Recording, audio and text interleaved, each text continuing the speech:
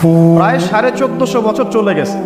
আমরা এখন যে সমাজটাকে দেখছি, আমরা এখন যে পরিবারটাকে দেখছি, আমরা যে অর্থ ব্যবস্থা দেখছি, আমরা যে রাষ্ট্র ব্যবস্থা দেখছি এবং বিশ্বের উপর যাদের আধিপত্য দেখছি, এটা রাসূল সাল্লাল্লাহু আলাইহি ওয়াসাল্লামের ইন্তেকালের 1400 বছর পরের পৃথিবী। আমি কি বুঝাতে পারছি? এটাই সব না, এটা 1400 বছর পরের একটা ওয়ার্ল্ড আমরা দেখছি। কেমন ছিল ওই সময়? নবী সাল্লাল্লাহু আলাইহি ওয়াসাল্লাম যখন নবী হন নাই, তখনকার সমাজটা এখনকার বিশ্বের মতো ছিল। বলবেন কিভাবে? আমি বলছি, আমার কাছে হুজ্জাত আছে, প্রমাণ আছে। আমি প্রমাণ করছি কিভাবে। নবী সাল্লাল্লাহু আলাইহি ওয়াসাল্লাম যে যুগে নবী হন নাই, এখনও নবী হন নাই, যেটাকে আমরা বলি, কটাক্ষ করে বলি মধ্যযুগ, বা আমরা অনেক সময় অপমান করে বলি আইয়ামে জাহেলিয়া। শব্দগুলো শুনেছেন তো আপনারা? কখনো কি প্রশ্ন করেছেন যে আসলে কেন এই যুগটাকে আমরা জাহেলিয়া বলি, কেন অন্ধকারাচ্ছন্ন যুগ বলি? ওই যুগটা কি সূর্য উঠতো না? ওই যুগে কি সূর্য উঠতো না? তাহলে কেন অন্ধকারাচ্ছন্ন যুগ বলি? এক, ওই যুগের মানুষ আল্লাহ পাকের তাওহীদ, একত্ববাদ এর সাথে শিরককে মিশ্রিত করেছিল। এক নম্বর। তাহলে এক নম্বর কারণ কি? ওই যুগের মানুষ আল্লাহ পাকের তাওহীদের সাথে শিরককে মিক্স আপ করেছিল। মনে করবেন না যে তারা আল্লাহকে বিশ্বাস করতো না, এটা ভুল ধারণা। তারা সবাই আল্লাহকে বিশ্বাস করত, গুটি কয়েক মানুষ ছাড়া। এমনকি আবু জাহেল, যাকে আমরা বলি এই উম্মতের ফেরাউন, নবীজি বলেছেন আবু জাহেল হচ্ছে এই উম্মতের ফেরাউন। বদরের যুদ্ধে যখন আব্দুল্লাহ বিন মাসউদ রাদিয়াল্লাহু আনহু তার গর্দানটা কেটে নিয়ে আসছেন, রাসূলের সামনে রেখেছেন সাল্লাল্লাহু আলাইহি ওয়াসাল্লাম, নবীজি গর্দান থেকে বলেছিলেন, এ হচ্ছে এই উম্মতের আবু জাহেল, এই হচ্ছে এই উম্মতের ফেরাউন। এই আবু জাহেল হচ্ছে এই উম্মতের ফেরাউন। আর ফেরাউন হচ্ছে বড় কোনো কাফের নাই, এখনো নাই, ছিলও না, আসবেও না ইনশাআল্লাহ। তো এই আবু জাহেল যখন বদরের যুদ্ধ করতে যাচ্ছিল, তখন সে প্রথমে কাবা ঘরে গিয়েছে।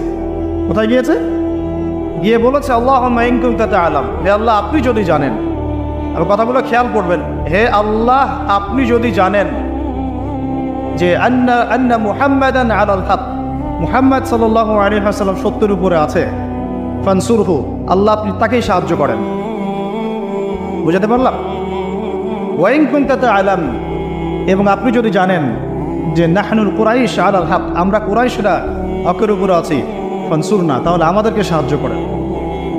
বুঝাতে চাচ্ছি, আবু জাহেলের মতো মানুষও আল্লাহকে বিশ্বাস করত। আইয়ামে জাহিলিয়াত মানে এমন নয় যে ওরা সবাই নাস্তিক ছিল, না, নট এট অল, মোটেই এমন নয়। তারা আল্লাহকে বিশ্বাস করতো। তাহলে আল্লাহ পাক তাদেরকে কাফের কেন বলছেন? উত্তর সূরা জুমারের মধ্যে আছে। তারা লাত, ওজ্জা, হুবল, মানাত এগুলোর পূজা করত, মূর্তি পূজা করত, এটা তো আপনারা জানেন। তো তারা বলতো, তাদের যুক্তি ছিল, মা না'বুদুহুম, আমরা শুধুমাত্র এই কারণেই তাদের ইবাদত করি, ইল্লা লিয়ুকাররিবুনা ইলাল্লাহি যুলফা, এরা আমাদেরকে আল্লাহ পর্যন্ত পৌঁছে দিবে। নাউযুবিল্লাহ। তাহলে রিজনটা কি? দলিল আদিল্লা কি তাদের মূর্তি পূজার পিছনে? আমরা এগুলোর মধ্য দিয়ে আল্লাহর নৈকট্য অর্জন করতে চাচ্ছি। তার মানে তারা সবাই আল্লাহকে বিশ্বাস তো করতো যে একজন আল্লাহ আছেন। এখনকার বিশ্বের দিকে তাকিয়ে দেখুন, ওই একই শিরকের ছোঁয়া সব জায়গায় লেগে গেছে।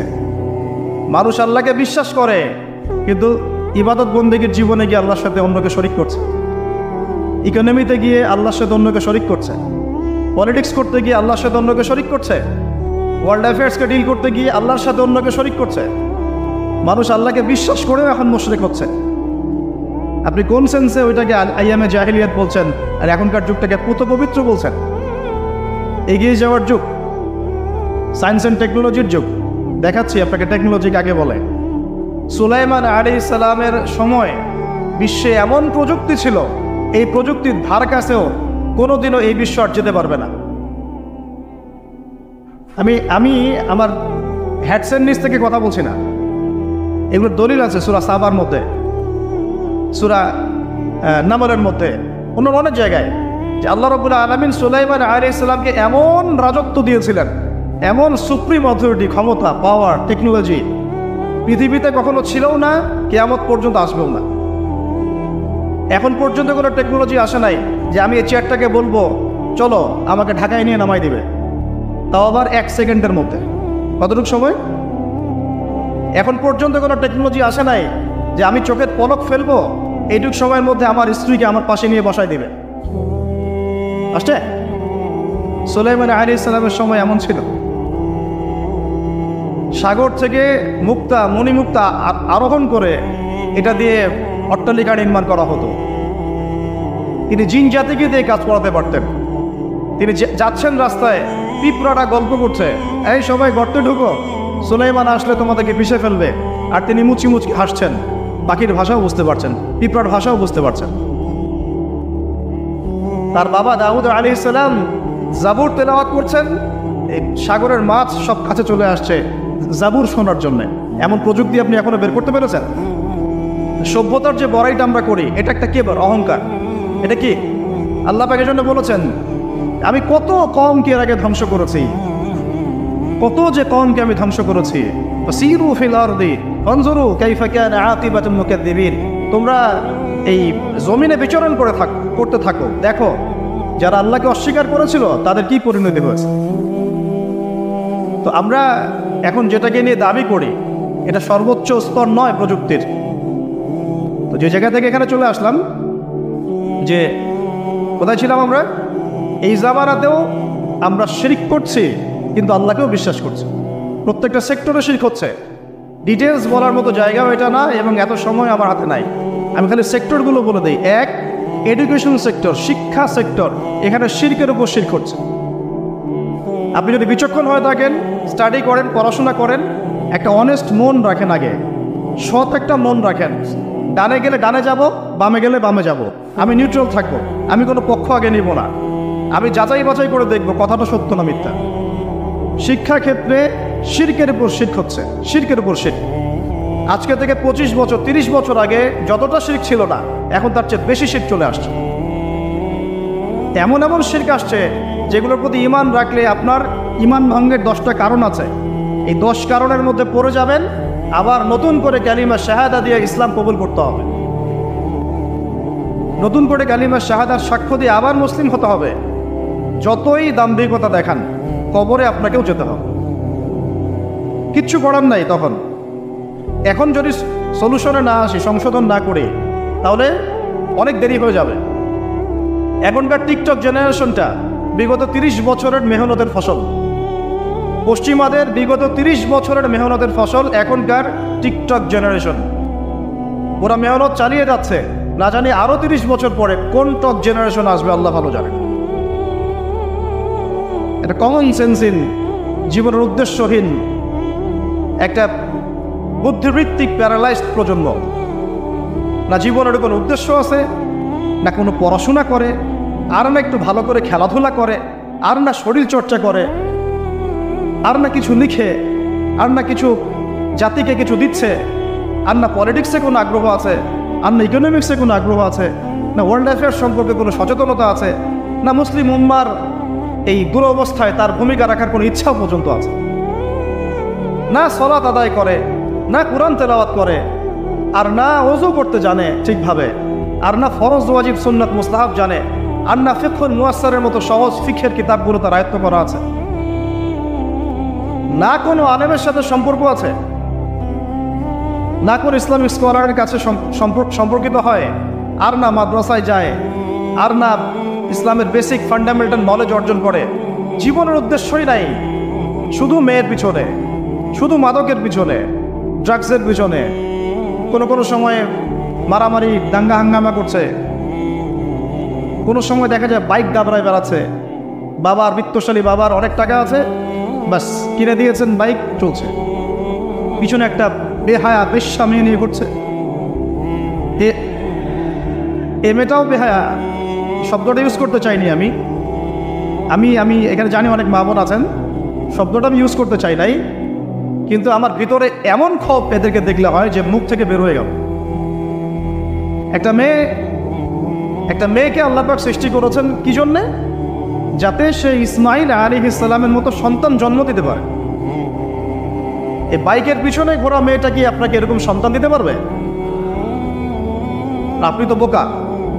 আপনি মনে করছেন যে অল্প সময়ের জন্য আমি তাকে নিয়ে একটু মজা করি। তখন দেখা যাবে আপনারও জীবনে এমন কোনো মেয়ে আল্লাহ পাক দিয়েছেন যে ওই রকম অন্য কারোর সাথে বাইকে ঘুরে আসছিল। তখন কিছু করার থাকবে না, কিচ্ছু করার থাকবে না। আমার টপিক আজকে এইটা না। এই প্রজন্মটাকে গড়েছে পশ্চিমারা বিগত 30 বছরে। কত বছরে? এখন যে এডুকেশন সিস্টেমটা চলছে, এটা যদি এভাবেই চলতে থাকে, আপনি আর 20 বছর পরে এমন একটা প্রজন্ম পাবেন যাদেরকে যদি আপনি, আমি চ্যালেঞ্জ করতেছি, যাদেরকে যদি আপনি নতুন করে কোনো মুক্তিযুদ্ধে পাঠান, গুলি খেয়ে ফেরত আসবে, একটাকে মারতেও পারবে না। না দেশের প্রতি কোনো মহব্বত আছে, না উম্মার প্রতি কোনো মহব্বত আছে, না দেশের জন্য কিছু করতে পারবে, না জাতির জন্যে, না উম্মার জন্যে। সবচেয়ে বড় স্তর হচ্ছে উম্মার জন্যে। সবচেয়ে বড় স্তর কি?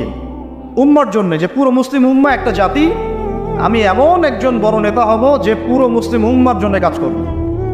এই যে চেতনা, এই জাজবা, পরিশ্রম, অধ্যাবসায়, একটা ভিশন, একটা প্যারেন্টিং, একটা কনস্ট্রাকটিভ সিলেবাসে পড়াশোনা করা, তারবিয়াত, প্রশিক্ষণ, এর ধার কাছেও নাই জানে আসে। আমরা ঢাকায় দেখি মানুষ খালি খাচ্ছে আর খাচ্ছে, সবাই বসে খায়। ফাস্টফুডের দোকান হাজার হাজার হাজার হাজার, সবাই মেয়ে ছেলে একসাথে বসে খায়, চটপটি, ফুচকা, বার্গার, পিৎজা, খাওয়াই যেন এদের কাজ। রাস্তায় ফুটপাতে পাটি বিছায় বসে খাওয়া দাওয়া করতেছে, সবাই খাচ্ছে, গল্পগুজব করছে, গোল গোল হয়ে বসে বসে মোবাইলে কি জানে করতেছে, গোল হয়ে 10 জন বসে আছে একসাথে। যেই মুহূর্তে ধরেন যে মুসলিম উম্মার একটা অঞ্চলে একটা বোমার আঘাতে 500 জন শিশুকে হত্যা করা হয়, ওই মুহূর্তে বসে সে হাসাহাসি করতেছে।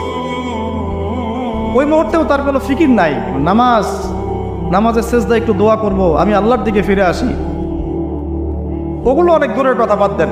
শুধু এতটুকু ফিকির, আচ্ছা আমি দুনিয়াতে আছি কেন, আমি দুনিয়াতে এসেছি কেন? এক সময় তো আমি ছিলাম না, আবার এক সময় আমি থাকবও না। কেউ এসে চিরস্থায়ী হতে পারে নাই, তো আমরাও পারবো না। তো আল্লাহ পাক আমাদেরকে সৃষ্টিটা করলেন কেন? আমার কাছে আমার রব কি চান? আমি যদি না থাকতাম তাহলে আমার পরিবার চলতো কিনা, আমার সমাজটা চলতো কিনা, আমার শিক্ষা ব্যবস্থাটা চলতো কিনা, আমার দেশটা চলতো কিনা, এই বিশ্বের ঘূর্ণন চলতো কিনা, আর্নিক গতি চলতো কিনা, থেমে যেত? উত্তর না। আমি না থাকলে আর্নিক গতি থামতো না। আমি না থাকলে কি আমার পরিবার থেমে থাকতো না, আমার সমাজ থেমে থাকতো না, এই মসজিদ থেমে থাকতো না, এই রাজনীতি থেমে থাকতো না, অর্থনীতি থেমে থাকতো না, দেশও থেমে থাকতো না, উম্মাও থেমে থাকতো না। তাহলে আল্লাহ পাক আমাকে কেন সৃষ্টি করলেন? আমার কি রোল আছে এখানে, আমার কি ভূমিকা? এই এতটুকু চিন্তা করার মতো আমাদের জেনারেশন আমরা পাচ্ছি না। আপনারা ফোন বের করে ছবি তুলতেছেন, ভাবেন এগুলো নিয়ে। আমাকে দিয়ে কি করবেন? আমাদের তো কিচ্ছু করার নাই এই কথাগুলো বলা ছাড়া। এই কথাগুলো বলা বা সচেতনতা তৈরি করা ছাড়া আমাদের হাতে কিছুই করার নাই। Not at all, absolutely nothing, কিচ্ছু করার নাই। এইসব ফ্যান্টাসি দিয়ে লাভ নাই। আপনাদের মধ্য থেকে জেনারেশন তৈরি করতে, আলেম তৈরি করতে হবে। আপনাদের মধ্য থেকে কারি, হাফেজ, দাঈল আল্লাহ এবং উম্মার নেতৃত্ব প্রদানকারী জেনারেশন তৈরি করতে হবে। এইসব চেয়ারে বসে কয়জন? সারা বাংলাদেশে হয়তো 50 জন, 100 জন। এই 100টা মানুষ ইউনাইটেড না, তারাও বিক্ষিপ্ত। 16 কোটি মুসলিমের দেশ বলছেন, 16,000 দলে বিভক্ত। এর মধ্যে সবচেয়ে বিশুদ্ধ যেটাকে আমরা মনে করি, সেখানেও দেখবেন যে আরো 10টা-20টা দল হয়ে বসে আছে। এর বাইরে গিয়ে আবার যারা বললো না তারা বিশুদ্ধ নয়, আমরাই সবচেয়ে বিশুদ্ধ, ওদের মধ্যেও 10টা দল হয়ে গেল। না তারা ইউনাইটেড, না তারা মানে আমরা, না আমরা ইউনাইটেড, আর না আমাদের কোনো আমিরুল মুমিনিন আছে যিনি সবাইকে একটা জায়গায় নিয়ে দিনের কিছু খেদমত নেবেন। আসসামু ওয়া তাআ থাকবে, শুনলাম মানলাম আনুগত্য করলাম, এমন থাকবে? নাই। না কোনো ইকোনমিক বেস, না কোনো স্বতন্ত্র মিডিয়া, না স্বতন্ত্র প্রযুক্তি, না কোনো স্বতন্ত্র মানে পলিটিক্যাল প্ল্যাটফর্ম, কিছু না। অনেকেই দৌড়াচ্ছেন পশ্চিমাদের তন্ত্রমন্ত্রের পিছনে, এইটাও নেক্সট রোতে ধোকা খাচ্ছেন। আমি আমার কথা স্পষ্ট করে বলে দিলাম, এটাও নেক্সট স্রোতে ধোকা খাচ্ছেন। এটা তাদের জন্য শোভা পায় যারা ধর্ম এবং রাজনীতি আলাদা করে চিন্তা করেন যে ওইটা একটা জিনিস, এটা একটা জিনিস, সে তার মতো রাজনীতি করছে। এটা তাদের জন্য শোভা পায়। যাদের কাছে কোরআন আছে, যাদের কাছে হাদিস আছে, নবীর সুন্নাহ আছে, তারা যখন এই ড্রেনের মধ্যে নেমেছে তখন ইসলামের খেদমতের জায়গায় ক্ষতিও বেশি হয়ে যাচ্ছে। কোনো কোনো সময় কিছু কিছু বেনিফিট হয়তো আপনি পাচ্ছেন, মনে করছেন এই অল্প অল্প বেনিফিটে হয়তো অনেক কিছু হয়ে যাবে। ভুল ধারণা আপনার। একটাই উপায়, একটাই মানহাজ, একটাই পথ পদ্ধতি, নবী সাল্লাল্লাহু আলাইহি ওয়াসাল্লামের সিরাত। নবী সাল্লাল্লাহু আলাইহি ওয়াসাল্লামের সিরাত, তার জীবনী। এই জীবনী আমাদেরকে শেখাবে কিভাবে ইসলাম শূন্য থেকে একদম আসমানে উঠেছে, কিভাবে ইসলাম একদম শিকড় থেকে শেকড়ে গিয়েছে, শেখাবে সিরাত, নবী সাল্লাল্লাহু আলাইহি ওয়াসাল্লামের জীবনী। ইয়াং জেনারেশনকে জিজ্ঞাসা করেন কতজন পড়েছে সিরাত। ওইখান থেকেই আপনাকে কথা বলছিলাম, ওই যুগটাকে কেন জাহিলি যুগ বলেন, এত কেন টিটকারি করি, এত কেন তাকে ধিক্কার দেই? কারণ ওই যুগে শিরক ছিল। শিরক একবার। এখনকার বিশ্বের শিরক একবার দিয়ে ভর্তি। কোন কোন সেক্টরে বলছিলাম, এডুকেশনে আছে শিরক, ইকোনমিক্সেও শিরক আছে। এটা বোঝার জন্যে অনলাইনের ব্রাদার্স সিস্টার্সরা আপনাকে হেদায়েত দিতে পারবেন। এটা বোঝার জন্য আপনাকে এমন স্কলারশিপের কাছে আসতে হবে যারা কোরআন এবং হাদিসকে দিয়ে বর্তমান ইকোনমিকে ডিল করতে পারে। শুধু সেকুলার ইকোনমি আর শুধু ইসলামিক ইকোনমি দিয়ে হবে না, দুটোকে কম্বাইন করতে পারে যারা, এ ধরনের স্কলারশিপের কাছে আসেন, আপনাকে বুঝিয়ে দিবে এখানে অর্থনীতির মধ্যে শিরক আছে কোথায় কোথায়। কেউ কি আপনাদেরকে বোঝাতে সক্ষম হয়েছিল আজকে থেকে 10 বছর আগে যে আপনি যে পেপার মানি ইউজ করছেন এর মধ্যেও রিবা আছে, সুদ আছে? আমরা যে ইলেকট্রনিক মানিগুলো ইউজ করছি এর মধ্যেও রিবা আছে, সুদ আছে। রিবা মানে কি? রিবা সমান সমান নিজের মায়ের সাথে সেক্স করা। আর কোনো ভাষা আমার কাছে নাই। আমার কথাটা আপনার কলিজার ভিতর দিয়ে ঢুকে একদম মগজ দিয়ে বের হয়ে যাওয়া উচিত। রিবা, সুদ ইজ ইকুয়াল টু নিজের মাকে বিয়ে করা, নিজের মায়ের সাথে ব্যভিচার করা, নিজের মাকে বিছানায় নেওয়া, নিজের মায়ের সাথে সেই কাজ করা যে আমি আমার স্ত্রীর সাথে করি। এটা আমার কথা না, এই কথাটা বলে গেছেন আপনার নবী। আমার নবী না বলে আপনারই নবী বললাম। আপনার নবী, আল্লাহর হাবিব, আল্লাহর সবচেয়ে পছন্দের বান্দা, যার জন্য আল্লাহ মাকামে মাহমুদ রেখেছেন, যার জন্য হাউজে কাউসার রাখা হয়েছে, যাকে আমাদেরকে দেখানো হবে, যিনি আমাদের জন্য সুপারিশ করবেন, কালকে আমাদের মাঠে। তিনি বলেছেন রিবার পাপের 70টা শাখা আছে। কতগুলা? তার সবচেয়ে নিচের শাখা হলো নিজের মায়ের সাথে জেনা করা। আউযু বিল্লাহি মিন যালিক। সর্বোচ্চ পাপ কি তাহলে? সূরা বাকারার 279 থেকে পড়া শুরু করেন। আল্লাহ পাক বলছেন সর্বোচ্চ স্তরটা কি? রিবা। 1, রিবা সমান সমান আল্লাহর সাথে যুদ্ধ করা। 2, রিবা সমান সমান তার রাসূলের সাথে যুদ্ধ করা। পুরো বিশ্ব এখন আল্লাহ এবং তার রাসূলের সাথে যুদ্ধ করছে। পুরো ওয়ার্ল্ডটাই এখনকার এই ওয়ার্ল্ড, এখনকার এই যুগ, এই জেনারেশন।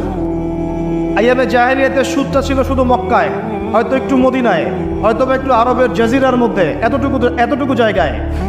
এখন পুরা গ্লোবালাইজেশন হয়েছে এবং সবাই আমরা মাশাআল্লাহ নাউজুবিল্লাহ কোনো না কোনোভাবে সুদভিত্তিক অর্থনীতির সাথে জড়িত আছে।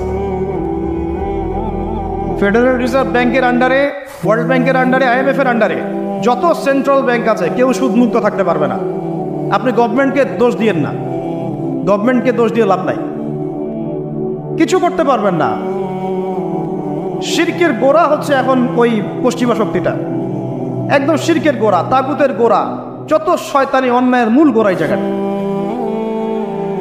আর এরা এমনভাবে ইউনাইটেড হয়েছে, এবং ইউনাইটেড নেশনস তো ফর্ম করেছে 1945-এর পর থেকেই। এমনভাবে ইউনাইটেড হয়েছে, এদের স্বার্থটাই হচ্ছে পশ্চিমাদের জয় জয়কার যেন হয়, মুসলমানদের ম্যাসাকার যেন হয়। এটাই তাদের ভিশন ছিল। এই ভিশনে বিগত 100 বছর থেকে আমরা হাঁটছি। আর এটাই জায়নিস্টদের ভিশন ছিল। এরা কারা? এরা ইহুদি খ্রিস্টানদের মধ্যে একটা জাতি, একটা গ্রুপ, যারা এই ওয়ার্ল্ডটাকে রুল করতে চায়, শাসন করতে চায়। এখনো চোখে আঙ্গুল দিয়ে দেখাতে হবে যে তারা ওয়ার্ল্ডকে শাসন করছে? বেশক করছে। একদিনে যদি 500 কেন 5000 বাচ্চাকেও মেরে শেষ করে ফেলে, তবুও তাদের এগেনস্টে কোনো পদক্ষেপ তারা নেবে না, কোনো পদক্ষেপ নেবে না। তারা জালেমদের বিরুদ্ধে কোনো পদক্ষেপ নেবে না, বরং তারা বলবে আমরা আমাদের মিত্রদের পাশে আছি। এরপরেও আপনাকে আমাকে দাজ্জাল চিনাতে হবে, দাজ্জালের ফলোয়ার্স চিনাতে হবে, এবং ওদের এজেন্ডা আপনাকে এখনো বোঝাতে হবে। ওরা কাউকে ছাড়বে না, একটা একটা করে ধরবে, একটা একটা করে আগাবে, একটা একটা করে ধরবে, একটা একটা করে আগাবে। এই সাবকন্টিনেন্টকে নিয়ে ওদের এত মাথা ব্যথা কেন? কারণ এই জায়গাটার মধ্যে অনেক কিছু হবে ইন ফিউচার। এই জায়গাটার মধ্যে অনেক মাথা ব্যথা, এবং আমি জানি না এই বিষয়গুলো আমাদের বড়রা বোঝেন কি না, বা কতটুকু বোঝেন। হয়তো তারা বুঝলেও শুধু ওয়ার্ল্ড অ্যাফেয়ার্সের চোখ দিয়ে বোঝেন, কুরআন সুন্নাহর চোখ দিয়ে তো বুঝেন না। আল্লাহ রাব্বুল আলামিন তাদেরকে বন্ধুরূপে গ্রহণ করতে নিষেধ করেছেন আমাদেরকে। সূরা মাইদা খুলে পড়ে দেখেন, কোরআন তো আপনার ভাষাতেও আছে। আল্লাহ পাক বলেছেন, লা তাত্তাখিযুল ইয়াহুদা ওয়ান নাসারা আউলিয়া বা'দুহুম আউলিয়াউ বা'দ। হে মুমিনগণ, তোমরা এই ইহুদি এবং নাসারাদেরকে বন্ধুরূপে গ্রহণ করো না। বিজনেস করতে আল্লাহ নিষেধ করেন নাই, বিজনেস, বাণিজ্য, ট্রেড, এগুলোতে আল্লাহ পাক নিষেধ করেন নাই। আল্লাহ বলেছেন ওদেরকে অ্যালায়েন্স হিসেবে গ্রহণ করো না, বন্ধুরূপে গ্রহণ করো না। বা'দুহুম আউলিয়াউ বা'দ, তারা একে অপরের বন্ধু। ওয়া মান ইয়াতাওয়াল্লাহুম মিনকুম ফাইন্নাহু মিনহুম, তোমাদের মধ্যে কেউ যদি ওদের দিকে মুখ ফিরাও, তুমি তাদের অন্তর্ভুক্ত হয়ে যাবে। ইন্নাল্লাহা লা ইয়াহদিল কওমাজ যালিমিন, আল্লাহ এই জালেমদেরকে হেদায়েত দিবেন না। বা'দুহুম আউলিয়াউ বা'দ, তারা একে অপরের বন্ধু। এখনো কি আপনাদেরকে চোখে আঙুল দিয়ে বোঝাতে হবে যে এই জারজ রাষ্ট্রটা টিকে আছে পশ্চিমাদের সমর্থনে? 1914 সাল থেকে শুরু করে এই পর্যন্ত আমি হিসেব দিতে আসিনি এখানে কতজন মুসলিম ভাইকে তারা হত্যা করেছে, কতগুলো ভূমি তারা দখল করেছে, কতগুলো শিশুকে হত্যা করেছে, কতগুলো মা বোনকে উঠিয়েছে আর ধর্ষণ করেছে। এই পরিসংখ্যান দেওয়ার গায়েরও তামান নাই, কারণ এটা আমাদের নেগেটিভ, আমাদের জন্য নেগেটিভ হবে। বলতে গেলে আমাদের ত্রুটি বা আমাদের শূন্যতা, আমাদের দুর্বলতা সবার সামনে প্রকাশ করা হবে, এই জন্য আমরা বলতে যাচ্ছি না। ডক্টর আলী মোহাম্মদ সাল্লাবি তার বইগুলো পড়ে দেখেন, হিস্ট্রির, ডক্টর রাগিব সার্জানির বইগুলো পড়ে দেখেন, একটা পরিসংখ্যান পাবেন। পুরো জায়গাটাই কেন এত আগ্রহ এই জায়গাটা নিয়ে? কারণ তারা এখান থেকে দাজ্জালের রাষ্ট্রটা কায়েম করতে চায়। দাজ্জালের রাষ্ট্র কোনটা হবে? মিশরের নীলনদ থেকে শুরু করে এই ইরাকের ইউফ্রেটিস নদী পর্যন্ত পুরো হোলি ল্যান্ডটাই তারা দখল করতে চায়। পুরো বিশ্বের যত পলিটিক্যাল অ্যাফেয়ার্স সব কিছু এই বিষয়টাকে কেন্দ্র করে হচ্ছে। কারো চোখ খুলতেছে না এখনো। এদের যত কিছু তারা ওয়ার্ল্ডে করছে, বিগত 100 বছরে করে যাচ্ছে, এটা শুধু জেরুজালেমের জন্যে। তারা বিশ্বকে শাসন করতে চায়, ওই জায়গা থেকে তারা বিশ্বটাকে শাসন করতে চায়। আমরা গতকালকে থেকে আজকের সিদ্ধান্ত নেই, আর তারা বিগত 100 বছর থেকে প্ল্যান করে করে করে এই জায়গায় এসেছে, এই জায়নিস্টরা।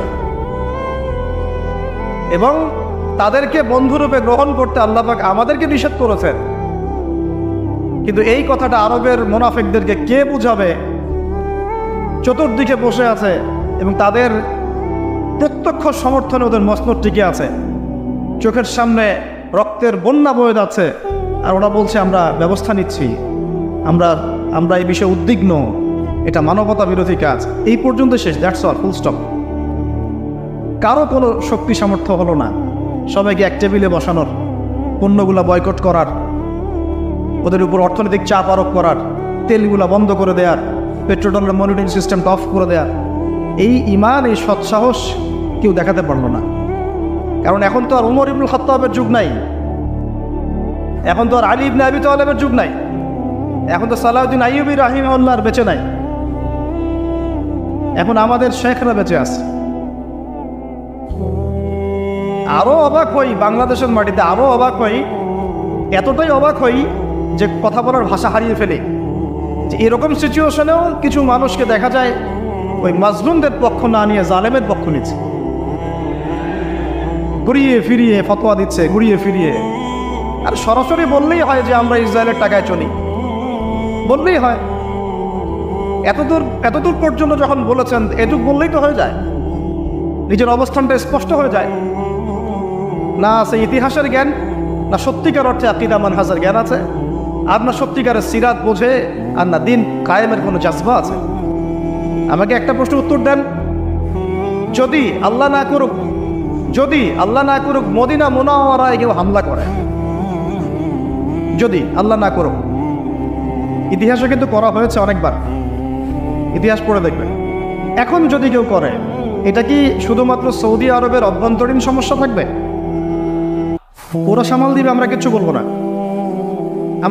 আমরা শুধু বলবো আমরা উদ্বিগ্ন, নিন্দা জানাই। আচ্ছা, হামলা করে যদি পুরো জায়গাটা মদিনাটা দখলই করে ফেলায় এবং মদিনাবাসীকে কাটা শুরু করে, গুলি করে ব্রাশ ফায়ার করা শুরু করে, আমরা কি বলবো এটা সৌদি আরবের অভ্যন্তরীণ সমস্যা? এটা তারা সামাল দেখ। এবং তখন যদি কিছু ভাই, ওই আরবেরই কিছু ভাই অস্ত্র নিয়ে প্রতিহত করা শুরু করে, তখন নিশ্চয়ই আমরা ওদেরকে বলবো ওদের আকীদা ঠিক নাই, ওদের মানহাজ ঠিক নাই, ওদের কাজটা ভুল, ওরা আত্মঘাতী সিদ্ধান্ত নিচ্ছে, বা ওরা ভুল করছে, পাগলামি করছে, নিশ্চয়ই আমরা এগুলো বলবো না।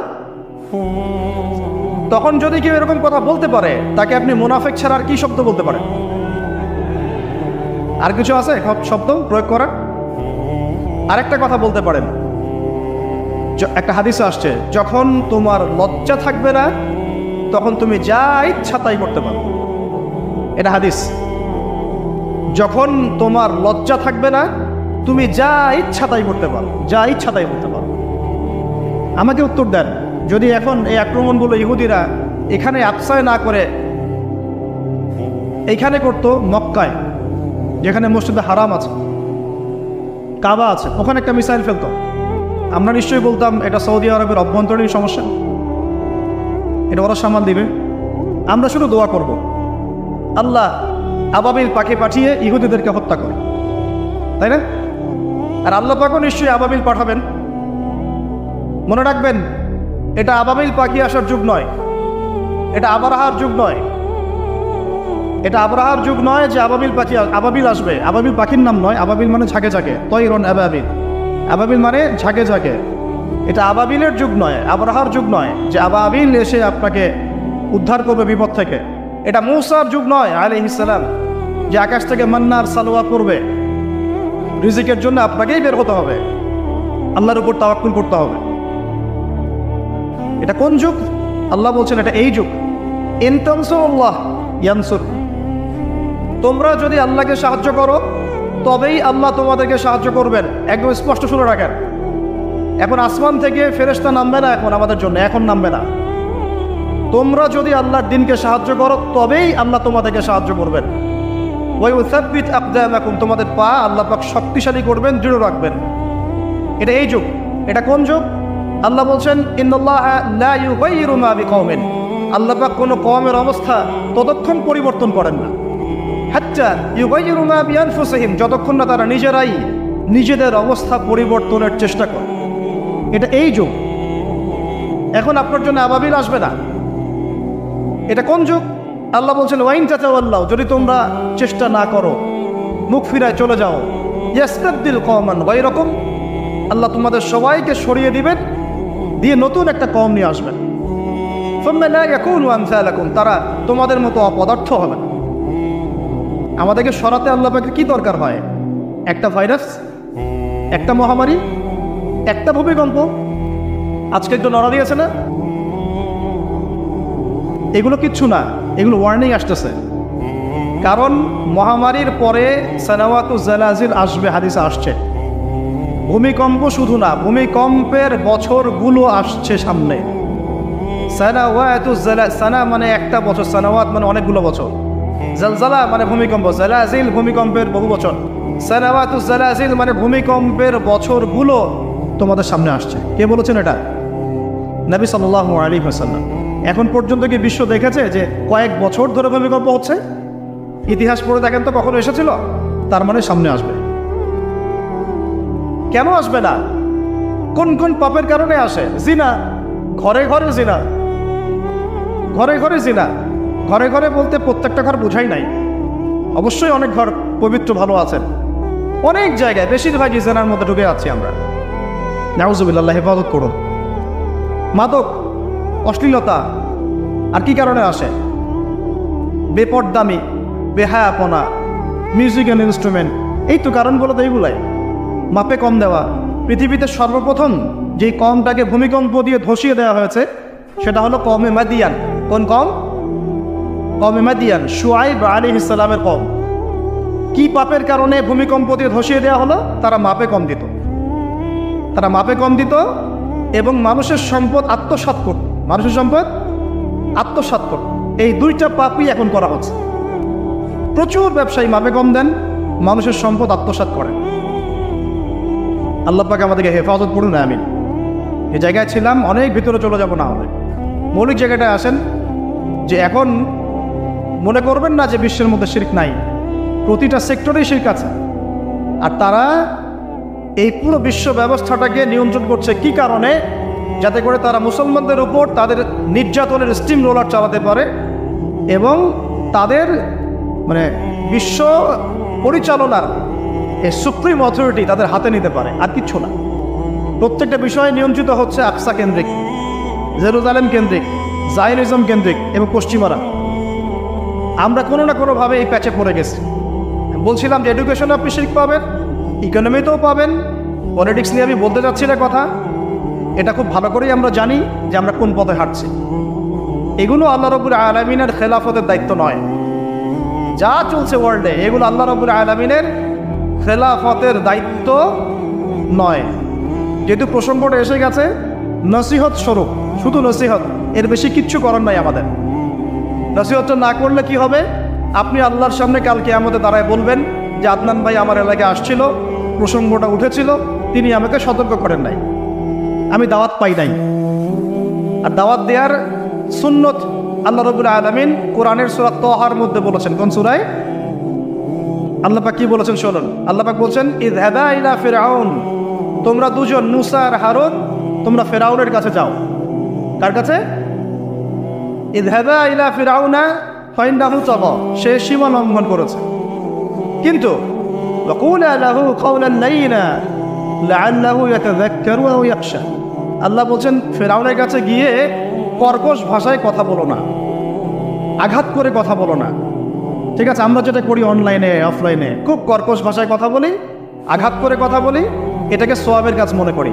এগুলো গুনাহ এবং দাওয়াতের মানহাজের সম্পূর্ণ বিপরীত চলে। নিজের ভাইয়ের গোশত খাই বসে বসে।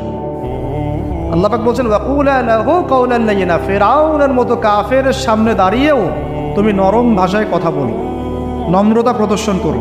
কেন? লাআল্লাহু ইয়াতাযাক্কারু আও ইয়াখশা, হতে পারে সে উপদেশ গ্রহণ করবে এবং আমাকে ভয় করবে। কত চমৎকার দাওয়াতের পদ্ধতি ইসলামে দিয়েছে। এখন আমাকে বলেন যে আল্লাহ পাক কি জানতেন না যে ফিরআউন পরবর্তীতে ঈমান আনবে না? আল্লাহ জানতেন না? তারপরেও কেন এটা আয়াত নাযিল করলেন? আমাদের জন্যে, আমরা শিখতে পারি। ওই জায়গা থেকে আমি কথা বলছি। দেখুন আপনি কোন শিরকের মধ্যে আছেন, কেন আপনি এই জীবনে গিয়ে ভুল করছেন, কোন জায়গায় ভুল করছেন। ভাই হিসেবে আমি নসিহতটা করে যাচ্ছি, রাগ করবেন? শুনে নেবেন।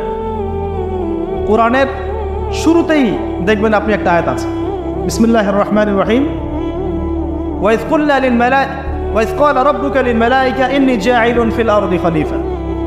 হে নবী মুহাম্মদ সাল্লাল্লাহু আলাইহি ওয়াসাল্লাম স্মরণ করেন ওই সময়ের কথা যখন আমি আল্লাহ ফেরেশতাদেরকে বলেছিলাম যে আমি পৃথিবীতে আমার খলিফা পাঠাতে চাই। কি ওয়ার্ড আল্লাহ ইউজ করেছেন? খলিফা পাঠাতে চাই। তো ফেরেশতারা বলছেন আতাজআলু ফিহা মা ইউফসিদু ফিহা ওয়া ইয়াসফিকু দিমা, আপনি কি এমন কাউকে পাঠাতে চাচ্ছেন যে পৃথিবীতে গিয়ে রক্তপাত ঘটাবে এবং ফাসাদ সৃষ্টি করবে? তাই করছে কিনা মানুষ? বুঝেন নাই? পৃথিবীতে মানুষ ফাসাদ সৃষ্টি করছে কিনা, রক্তপাত ঘটাচ্ছে কিনা? ফেরেশতারা তাদের দূরদর্শিতায় সঠিক ছিল কিনা? ছিল। তারপর আল্লাহ পাক বললেন ইন্নী আ'লামু মা লা তা'লামুন, আমি যা জানি তোমরা সেটা জানো না। মানে আমার এমন অনেক শুকরগুজার বান্দা থাকবে যারা এই কাতারভুক্ত হবে না। ঠিক আছে, আল্লাহ রাব্বুল আলামিন আদম আলাইহিস সালামকে খলিফা বললেন। এরপরে অনেক গল্প, এটা বলতে অনেক সময় লাগবে। নাম শিক্ষা দিলেন, সমস্ত নাম, নাম মানে জ্ঞান, সমস্ত জ্ঞান ফেরেশতাদেরকে দিয়ে সেজদা করালেন। ইবলিস করলো না, মনে আছে? ইবলিস করলো না, উল্টা চ্যালেঞ্জ করলো। কি চ্যালেঞ্জ করলো? যে আপনি খলাকতানি মিন নার ওয়া খলাকতাহু মিন তিন, আমাকে সৃষ্টি করেছেন আগুন দিয়ে, তাকে মাটি দিয়ে, আমি কেন সেজদা করব? আল্লাহ বলছে মা মানাআকা আল্লা তাসজুদা ইযা আমারতুক, তোমাকে সেজদা করতে কে নিষেধ করলো? তখন সেই যুক্তি দেখালো আল্লাহ রাব্বুল আলামিনের সামনে। আল্লাহ পাক বলছেন ফাখরুজ মিনহা ফাইন্নাকা রাজিম, এখান থেকে বের হয়ে যাও, আমার আদেশ অমান্য করে তুমি অভিশপ্ত শয়তান হয়ে গেছো। ফাইন্না আলাইকা লা'নাতা ইলা ইয়াউমিদ্দিন, কিয়ামত পর্যন্ত তোমার উপর লানত। ইবলিস বলছে আনজিরনি ইলা ইয়াউমি ইউবআসুন, আচ্ছা ঠিক আছে, আমাকে বের করে দিচ্ছেন, আমাকে কিয়ামত পর্যন্ত অবকাশ দেন। আল্লাহ বলছেন ফাইন্নাকা মিনাল মুনজারিন, যাও তোমাকে অবকাশপ্রাপ্তদের অন্তর্ভুক্ত করা হবে। এবার ইবলিস চ্যালেঞ্জ করছে ফাবিমা আগওয়াইতানি, হে আল্লাহ আপনি যার জন্য আমাকে বের করে দিলেন, হে আদম সন্তানরা শোনেন কথাটা ভালো করে, প্রত্যেক আদম সন্তান কথাটা ভালো করে শোনেন। ফাবিমা আগওয়াইতানি, হে আল্লাহ আপনি যে আদমের কারণে আমাকে এখান থেকে বের করে দিলেন, লা আকুদান্না লাহুম সিরাতাকাল মুস্তাকিম, আমি সে আদম সন্তানের এই সরল পথে ওত পেতে বসে থাকবো, একদম ওত পেতে বসে থাকবো। সুম্মা লাআতিয়ান্না মিন বাইনি আইদিহিম, আমি আদম সন্তানদের সামন থেকে আসবো, ওয়া মিন খালফিহিম, তার পিছন দিক থেকে আসবো, ওয়া আন আইমানিহিম, তাদের ডান দিক থেকে আসবো, ওয়া আন শামাইলিহিম, তাদের বাম দিক থেকে আসবো, ওয়া লা তাজিদু আকসারাহুম শাকিরিন, আপনি বেশিরভাগ আদম সন্তানকে শুকরগুজার পাবেন না। ইবলিস তার চ্যালেঞ্জে সঠিক না ভুল? এখনকার বিশ্ব এবং পরিবেশের দিকে তাকায় দেখেন, বেশিরভাগ মানুষ আল্লাহর পথে আছে না নাই? নাই। আল্লাহ পাক তাকে বের করে দিলেন। সে আরো একটা চ্যালেঞ্জ করেছিল, সে চ্যালেঞ্জ করেছিল, এইটা আমি আজকে স্টাডি করতে গিয়ে পেয়েছি, বিকজ আজকে একটা ইস্যু আমার সামনে এসেছিল, তো মনে হলো যে এটার দলিলটা কোথায় বের করতে হবে। তো দেখলাম যে ওয়াও, এটা তো ইবলিসের চ্যালেঞ্জ। এখনকার যে প্রবলেমসগুলো আপনি ফেস করছেন, জিনার প্রবলেম, ফ্রি মিক্সিংয়ের প্রবলেম, তারপরে এই যে ব্যভিচারের প্রবলেম, অশ্লীলতার প্রবলেম, ইভেন ট্রান্সজেন্ডারের প্রবলেম, হ্যাঁ ট্রান্সজেন্ডারের প্রবলেম, সমকামিতার প্রবলেম, এগুলো ইবলিসের চ্যালেঞ্জ ছিল। সুবহানাল্লাহ, এগুলো ইবলিস আল্লাহর সাথে চ্যালেঞ্জ করেছিল যে আমি আদম সন্তানকে এইভাবে পথভ্রষ্ট করব। কি বলেছে জানেন? সূরা নিসার 119 নম্বর আয়াতে ইবলিস এই চ্যালেঞ্জটা করেছে, ওয়ালা উদিল্লান্নাহুম, শুধু তাই নয়, আমি আদম সন্তানদেরকে অবশ্যই পথভ্রষ্ট করব। এক, ওয়ালা উমান্নিয়ান্নাহুম, আমি অবশ্যই আদম সন্তানদেরকে মিথ্যা আশ্বাস দিব। কি দিব? মিথ্যা আশ্বাস দিব। ওয়ালা আমুরান্নাহুম, আমি আদম সন্তানকে আদেশ করব, ফালাইউবাত্তিকুন্না আযানাল আনআম, তারা পশুর কানগুলোর মধ্যে ছিদ্র করা শুরু করবে। আরো আছে, ওয়ালা আমুরান্নাহুম, আমি তাদেরকে আরো আদেশ করব, ফালাইয়ুগাইয়িরুন্না খালকাল্লাহ, এইটাই হচ্ছে কথা। ফালাইয়ুগাইয়িরুন্না খালকাল্লাহ, আমি আদম সন্তানদেরকে আদেশ করব তারা যেন আল্লাহর সৃষ্টিকে বিকৃত করে, তারা যেন আল্লাহর সৃষ্টিকে বিকৃত করে। আব্দুল্লাহ বিন মাসউদ রাদিয়াল্লাহু আনহু এই আয়াতের আলোকে বলছেন যে মেয়েরা রূপ লাগ করে, এরাও তার অন্তর্ভুক্ত। যে মেয়েরা বা ছেলেরা হাতে ট্যাটু আঁকে, তারাও এর অন্তর্ভুক্ত। যারা দাঁত শান করে, নর্মাল আল্লাহ পাক স্বাভাবিক যা দিয়েছেন এটাকে শান করে, শানিত করে ধারালো করার চেষ্টা করে, এরাও তার অন্তর্ভুক্ত। তাহলে যারা নিজেদের লিঙ্গ কেটে ছেলে থেকে মেয়ে হচ্ছে, এরা কাদের অন্তর্ভুক্ত? এরা কাদের অন্তর্ভুক্ত? এটাকে আমরা প্রমোট করতেছি। কিভাবে এরকম একটা মানুষ আমাদের এমপি মন্ত্রীর সাথে দেখা করতে পারে, সুসংবাদ দিতে পারে? কিভাবে তারা ইন্সপিরেশন পায়? কোত্থেকে ইন্সপিরেশন পায়? এটা একটা ছেলে, বাহ্যিকভাবে ছেলে, মানসিকভাবে মেয়ে। মনে রাখবেন, ট্রান্সজেন্ডার প্রবলেম আর হিজড়ার সমস্যা এক নয়। হিজড়ার সমস্যাটা জন্মগত সমস্যা, এটার বিধান ইসলামে আছে, কোরআন সুন্নাহ এটার বিধান আছে। আয়েশা রাদিয়াল্লাহু আনহার কাছেও একজন হিজড়া এসেছিল। নবী সাল্লাল্লাহু আলাইহি ওয়াসাল্লাম তাকে বলেছিলেন যে তার মধ্যে যদি পুরুষের স্বভাব বেশি থেকে থাকে, তাহলে তার কাছ থেকেও আমাদেরকে পর্দা করতে হবে। কথা বুঝতে পারছেন? তার মধ্যে যদি পুরুষের স্বভাব বেশি থাকে, তাহলে মেয়েরা তার থেকে পর্দা করতে হবে। এমন ভাবার সুযোগ নাই যে সে তো তৃতীয় লিঙ্গের মানুষ, পর্দার দরকার নাই। নো, তো হিজড়ার প্রবলেমটা ইসলামে আছে, সলিউশন ইসলামে আছে। এটা কি সমস্যা? ট্রান্সজেন্ডার সমস্যা। সে বলছে আমি ফিজিক্যালি মেল কিন্তু মেন্টালি ফিমেল। তাহলে একটা মানুষের যদি ফিজিক্যাল স্ট্রাকচার পুরুষের হয় আর মানসিকতা যদি মেয়েদের হয়, তাহলে চিকিৎসা তো করতে হবে মানসিক অবস্থা। তাকে মানসিক ট্রিটমেন্ট দিয়ে তাকে পুরুষ বানাতে হবে, এটা হলো ইসলামিক ট্রিটমেন্ট। আর আপনি এখানে আমরা এরা কি করছে, বাহ্যিকভাবে পুরুষাঙ্গ কেটে ফেলে, পুরুষের যে অন্ডকোষ এটা সব কেটে ফেলে সে ওইখানে সার্জারি করে মেয়ে হচ্ছে, এবং বুকের মধ্যে স্তরের মধ্যে সার্জারি করে মেয়ে হচ্ছে। এটা হলো ট্রান্সজেন্ডার। ওয়ালা আমুরান্নাহুম ফালায়ুগাইয়িরুন্না খালকাল্লাহ। তারা আল্লাহ পাকের সৃষ্টিকে বিকৃত করবে। এই যে শয়তান চ্যালেঞ্জ করেছে, এখন দেখেন ওই যুগ চলছে, ওই যুগে আমরা চলে আসছি।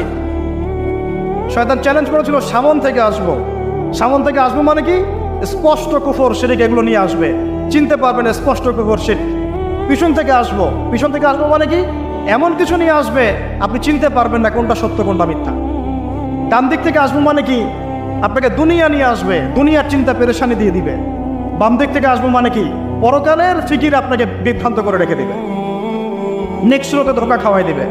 এখানে বলছে আমি অবশ্যই পথভ্রষ্ট করব। এরা পশুর কান ছিদ্র করবে এবং আল্লাহর সৃষ্টিকে তারা বিকৃত করবে। আব্দুল্লাহ বিন মাসউদ রাদিয়াল্লাহু আনহুর যুগে তো এরকম জেনারেশন ছিল না, তাই তিনি ওই কথাটা বলতে পারেন নাই।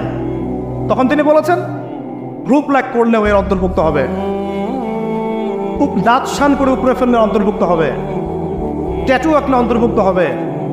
আল্লাহ পাক স্বাভাবিক যা দিয়েছেন তার থেকে যদি অস্বাভাবিক পরিবর্তন করতে যায় সৃষ্টিকে, তাহলে এর অন্তর্ভুক্ত হবে। তবে যেসব ক্ষেত্রে ইসলাম অনুমোদন দিয়েছে ওই ক্ষেত্র জায়েজ। যেমন ওই যে ছাগলকে অনেক সময় খাসি করা হয়, এগুলো সাহাবীদের যুগেও ছিল, এগুলো করাও হয়েছে, অনুমোদনও আছে ইসলামে, চাইলে করতে পারে। কিন্তু একটা আদম সন্তানের আকৃতিকে এভাবে আপনি পরিবর্তন করে দিবেন, এটাকে উৎসাহিত করে দিবেন, এটা নিয়ে বই লেখা হবে, প্রমোট করা হবে। সুবহানাল্লাহ, আমরা কোন যুগে চলে আসলাম? আমরা দেখতে দেখতে কোন যুগে চলে আসলাম? আজকে থেকে 30 বছর আগেও একটা ছেলে যদি একটা ছেলের দিকে আকর্ষিত হতো, এটাকে মানসিক রোগ বলা হতো। এখন এটাকে জায়েজ করে দেওয়া হচ্ছে। দেখা যায় প্রতি 100 জনের মধ্যে 5 জন 6 জন দেখা যায় সমকামী। ফেসবুক এগুলো ঘাটাঘাটি করলে চোখ কপালে উঠে যায়। আগে যেমন পতিতালয়ের জন্যে এই ছেলেপেলেগুলো কিছু পাগল ছিল, ওখানে গিয়ে রাত কাটাতো, তারপরে ওদেরকে বাসায় নিয়ে আসা শুরু হলো। মানে একটা ছেলে একটা মেয়েকে ভাড়া করে বাসায় নিয়ে আসতো, রাত কাটাতো। এটাও তো একটা নোংরা যুগ ছিল কয়েকদিন আগেই। এখন কি হয় জানেন, একটা ছেলে আর একটা ছেলেকে ভাড়া করে বাসায় নিয়ে যায়। আল্লাহ পাকের গজব টেনে নিয়ে আসতেছেন আপনারা। আল্লাহ পাকের গজবটা জোর করে টেনে নিয়ে আসতেছেন। আল্লাহ পাক গজব দিতে চাচ্ছিলেন না আপনাদের উপরে, এবার দিবেন ইনশাআল্লাহ। জোর করে আল্লাহর গজব টেনে আনতেছেন। আমি জেনারেশনের অধঃপতনের স্তরগুলো আপনাকে দেখাতে পারবো। আগে চিঠি লিখতো গোপনে গোপনে, লজ্জা শরম হায়া ছিল, রিক্সায় করে যাওয়া যাবে না, কেউ দেখে ফেললে সমস্যা হবে। তারপরে এমন জেনারেশন আসলো সব কিছু ওপেন, ওদের আলাপই শুরু হয় হ্যান্ডশেক থেকে এবং 7 দিনের মধ্যে বেড়ে যাওয়া শেষ। এরপর চেঞ্জ করতে থাকে একটার পর একটা। তারপর চলে আসলো সিরিয়ালের যুগ। সিরিয়াল এসে শেখালো বাসায় স্বামী থাকলেও যথেষ্ট না, বাইরে একটা স্বামী লাগবে। বাসায় মেয়ে থাকলে যথেষ্ট না, আরেকটা বউ বাস। নবী করিম সাল্লাল্লাহু আলাইহি ওয়াসাল্লাম বলেছেন, আল্লাহর পরে যদি আমি কাউকে সেজদা করার আদেশ করতাম, আমি মেয়েদেরকে বলতাম তারা যেন স্বামীদেরকে সেজদা করে। এখন তো আপনারা সব তসলিমা নাসরিনের ফ্যান হয়ে বসে আছে। ওরা আপনাদেরকে ব্রেইন ওয়াশ করে দিয়েছে। সব ক্ষেত্রে সমান অধিকারের কথা আপনাকে কে বলেছে? কোনো ক্ষেত্রে আপনাকে অগ্রাধিকার দেওয়া হয়েছে। আপনি খুঁজছেন সমান অধিকার, আর ইসলাম দিয়েছে অগ্রাধিকার। কত বোকা আপনি! কমন সেন্স নাই, ননসেন্স। বাসায় ঘরে ঘরে প্রবলেমসগুলো চলতেছে, ঘরে ঘরে। কেন এত বেসবর? কেন এত আনুগত্যহীনতা? কেন? কথা শুনতে হবে, মানতে হবে, বিশ্বাস করতে হবে। সম্পর্ক শুধু ভালোবাসার বলে টিকে থাকে না। সম্পর্ক টিকে থাকে একে অপরের বিশ্বাসের ফলে, একে অপরের শ্রদ্ধাবোধের উপরে, একে অপরের সম্মান বোধশক্তির উপরে। এগুলোর উপর সম্পর্ক টিকে থাকে। সৌন্দর্য, ভালোবাসা তো আজ আছে কাল নাই। বিশ্বাস, রেসপন্সিবিলিটি, সবর, এতাআত, এগুলোর উপর সম্পর্ক টিকে থাকে। তখন ভালোবাসা এত লম্বা হয় যে দেখেন অনেক চাচা চাচিরা আছে এখনো, বৈবাহিক সম্পর্ক হয়তো 40 বছর, এখন পর্যন্ত কোনোদিন ঝগড়া লাগে নাই। এমনকি ওই চাচিকে আপনি বলেন যে বাসার থেকে অন্য জায়গায় থাকতে, ও স্বামী মরে গেলেও ওই স্বামীর ভিটা ছাড়তে রাজি না, বলছে না আমি আমার এই স্বামীর ভিটা ছাড়তে রাজি নই। এই তো 40 বছর আগে জেনারেশনটাকে আপনি দেখেন, আর এখনকার মেয়েদের জেনারেশনটাকে আপনি দেখেন, কিসের সেকুলার ঘরের মেয়ে আর কিসের মাদ্রাসার মেয়ে, সবই একই অবস্থা। ইল্লা মাশাআল্লাহ, ইল্লা মাশাআল্লাহ। এখন এগুলোর ফলশ্রুতিতে যখন দেখা যাবে যে কনফ্লিক্ট তৈরি হচ্ছে, তখন আবার দেখা যাবে কি আইন কানুন সমাজ পরিবেশ সব মেয়েদের পক্ষে, দিন শেষে আপনি দোষী হয়ে যাবেন, দিন শেষে দোষটা আপনার ঘাড়ে এসে পড়বে। আর সমস্যা ক্রিয়েট হতে হতে হতে হতে এমন একটা জায়গায় যাবে যে তখন আপনি রিয়্যাক্ট না করে থাকতে পারবেন না। তখন যদি আপনি কোনো রিয়্যাক্ট করে ফেলেন, সব দোষটা তখন আপনার ঘাড়ে গিয়ে পড়বে। এভাবে আস্তে আস্তে পরিবারগুলো ভেঙে যাচ্ছে, ভালো লাগছে না, আল্লাহ পাকের নেয়ামত ভালো লাগছে না। আর যারা দিনদার, যে স্বামীরা দিনদার, পরহেজগার, মুত্তাকি এবং দ্বীনের পথের পথিক, তাদের জন্য স্ত্রীদের ভূমিকা কেমন হওয়া উচিত? স্বামীকে স্পেস দিতে হবে, তার মাথাটাকে ঠান্ডা রাখতে হবে, তাকে আল্লাহর জন্য ওয়াকফ করে দেওয়া লাগবে যে আমার স্বামী আল্লাহর জন্য, আমার স্বামী উম্মতের সম্পদ, তার যেন কোনো পেরেশানি না হয়, তাকে যেন এক গ্লাস পানিও ঢেলে খেতে না হয়, সে ওই টাইমটা যেন আল্লাহর দিকে দিতে পারে। এতে আমিও জান্নাতে যাব, সেও জান্নাতে যাবে ইনশাআল্লাহ। পরিবারগুলো এইভাবে হচ্ছে না, কিছু কিছু বিষয় আমি নিজেও খুব ফেড আপ। আবার অনেক সময় আমরা যারা আছি, আমরা আবার স্ত্রীদের উপর অনেক বেশি কঠোর হয়ে যাই। এত বেশি কঠোরতা দিয়েও আসলে পরিবারকে শক্ত করা যাবে না, নরম হতে হবে, সবর করতে হবে, ধৈর্য ধরতে হবে। তবে সব কিছুর একটা সীমা আছে, ওই সীমা অতিক্রম করে গেলে তখন কি আর করার, তখন আসহাবুল কাহাফ হয়ে যেতে হবে। আসহাবুল কাহাফ, নিজের কবরের ফিকে নিজে করি, নিজের পথ নিজে বুঝি, কিছু করার নাই। তো যেখান থেকে এখানে আসছি ভাই, আমি অনেক লম্বা সময় নিয়ে ফেলতেছি, আপনার কি বিরক্ত হচ্ছেন? আচ্ছা, এই যে আল্লাহর সৃষ্টিকে বিকৃত করা, এই যে আমি আপনাকে জেনারেশনের ক্রমবর্ধমান অধঃপতন দেখাচ্ছিলাম, ওই সময় ছিল এরকম, তারপরে আসতেছে না, তারপরে ব্যভিচারের যুগ, তারপরে পারিবারিক ভাঙনের যুগ চলতেছিল, এরপরে আসলো সমকামিতার যুগ। এবং সমকামিতা আস্তে আস্তে ওপেন হতে হতে নতুন শব্দ নিয়ে আসছেন ট্রান্সজেন্ডার। মানে এখন ভিতর থেকে নাকি সে ছেলে, বাইরে থেকে মেয়ে, বাইরে থেকে ছেলে, ভিতর থেকে মেয়ে, মানে বাইরে থেকে ছেলে, ভিতর থেকে মেয়ে, আবার ভিতর থেকে ছেলে, বাইরে থেকে মেয়ে। যদি এমনই হয় তাহলে সমস্যাটা কি শারীরিক না মানসিক? আমাকে বলেন, এই সমস্যাটা কি শারীরিক সমস্যা না মানসিক? ওর জন্য মানসিক হাসপাতাল খোলেন, ওর জন্য ওকে পাবনায় পাঠান, অথবা অন্য কোনো জায়গায় পাঠান, চিকিৎসা করতে হবে। মাথা থেকে সে মেয়ে, একটু বোঝেন, মাথা থেকে মেয়ে, বাইরে থেকে ছেলে, সার্জারি করে সে মেয়ে হচ্ছে। মেয়ে হয়ে কার সাথে সে সেক্সুয়াল সম্পর্ক করবে? ছেলের সাথে না মেয়ের সাথে? ছেলের সাথে না মেয়ের সাথে? তাহলে আগে ছিল ছেলে, সার্জারি করে হলো মেয়ে, যৌন সম্পর্ক করবে কার সাথে? ছেলের সাথে। তার মানে সে ছেলে ছিল, ছেলের সাথেই যৌন সম্পর্ক করছে।